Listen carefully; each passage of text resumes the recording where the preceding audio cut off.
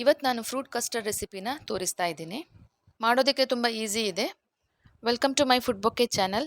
ಹಾಗೆ ನನ್ನ ಚಾನಲ್ಗೆ ಇನ್ನೂ ಸಬ್ಸ್ಕ್ರೈಬ್ ಆಗದೇ ಇದ್ದರೆ ದಯವಿಟ್ಟು ಇವಾಗಲೇ ಸಬ್ಸ್ಕ್ರೈಬ್ ಆಗಿ. ಬನ್ನಿ ಇದರ ಮಾಡೋ ವಿಧಾನನ ನೋಡ್ಕೊಳ್ಳೋಣ.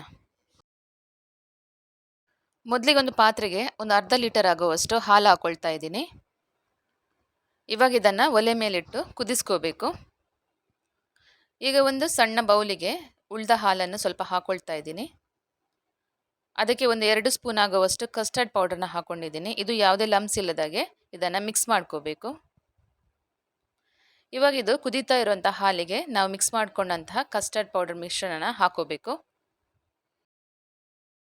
ಈ ಮಿಶ್ರಣನ ಹಾಕಿದ ನಂತರ ಒಂದು ಸ್ಪೂನಿಂದ ಈ ಥರ ಕೈ ಆಡಿಸ್ತಾ ಇರಬೇಕು. ಬಿಟ್ಟರೆ ಉಂಡೆ ಉಂಡೆ ಥರ ಬಂದುಬಿಡುತ್ತೆ. ಇವಾಗ ಸ್ವೀಟಿಗೆ ಎಷ್ಟು ಸಕ್ಕರೆ ಬೇಕೋ ಅಷ್ಟು ಹಾಕೋಬೇಕು. ನಾನಿಲ್ಲಿ ಕಡಿಮೆನೇ ಹಾಕ್ಕೊಂಡಿದ್ದೀನಿ. ಸ್ವೀಟ್ ಜಾಸ್ತಿ ಇಷ್ಟಪಡೋರು ಜಾಸ್ತಿ ಹಾಕೋಬೋದು. ಇವಾಗ ಇದು ನೋಡಿ ಸ್ವಲ್ಪ ಹೊತ್ತಲ್ಲೇ ದಪ್ಪ ಆಗ್ತಾ ಬರುತ್ತೆ. ಇದು ದಪ್ಪ ಆಗಿದೆ. ಇವಾಗ ಇದನ್ನು ಕೆಳಗಿಳಿಸೋಣ. ಇದನ್ನು ಹಾಗೇನೆ ತಣ್ಣಗಾಗೋದಕ್ಕೆ ಬಿಡ್ಬೋದು ಅಥವಾ ಫ್ರಿಜ್ಜಲ್ಲಿಟ್ಟರೂ ಕೂಡ ಆಗುತ್ತೆ. ಫ್ರಿಜ್ಜಲ್ಲಿಟ್ಟರೆ ಚಿಲ್ಲಾಗಿ ಚೆನ್ನಾಗಿರುತ್ತೆ. ಇವಾಗ ಇದನ್ನು ನೋಡಿ ಫ್ರಿಜ್ಜಿಂದ ತೆಗೆದು ಒಂದು ಬೌಲಿಗೆ ಹಾಕೋತಾ ಇದ್ದೀನಿ. ಇದು ತಣ್ಣಗಾದ ನಂತರ ಸ್ವಲ್ಪ ದಪ್ಪ ಆಗುತ್ತೆ. ಇವಾಗ ನಾನು ಕಟ್ ಮಾಡಿ ಇಟ್ಕೊಂಡಂಥ ಫ್ರೂಟ್ಸ್ ಹಾಕ್ಕೊಳ್ತಾ ಇದ್ದೀನಿ. ನಾನಿಲ್ಲಿ ಬಾಳೆಹಣ್ಣು, ದಾಳಿಂಬೆ ಹಾಗೂ ಆ್ಯಪಲನ್ನು ಹಾಕ್ಕೊಂಡಿದ್ದೀನಿ. ಹುಳಿ ಅಂಶ ಇರುವ ಫ್ರೂಟ್ಸ್ ಬಿಟ್ಟು ಯಾವುದನ್ನು ಕೂಡ ಹಾಕೋಬೋದು.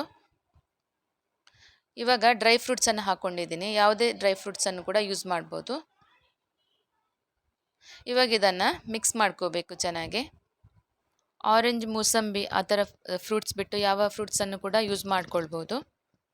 ಇವಾಗ ನೋಡಿ ಕಸ್ಟರ್ಡ್ ರೆಡಿಯಾಗಿದೆ. ಇವಾಗ ನೋಡಿ ಚಿಲ್ಲಾಗಿರೋವಂತಹ ಫ್ರೂಟ್ ಕಸ್ಟರ್ಡ್ ರೆಡಿಯಾಗಿದೆ. ತುಂಬ ಟೇಸ್ಟಿಯಾದ ಹಾಗೂ ಹೆಲ್ದಿಯಾದ ಚಿಲ್ಲಾಗಿರೋವಂಥ ಫ್ರೂಟ್ ಕಸ್ಟರ್ಡ್ ರೆಡಿಯಾಗಿದೆ.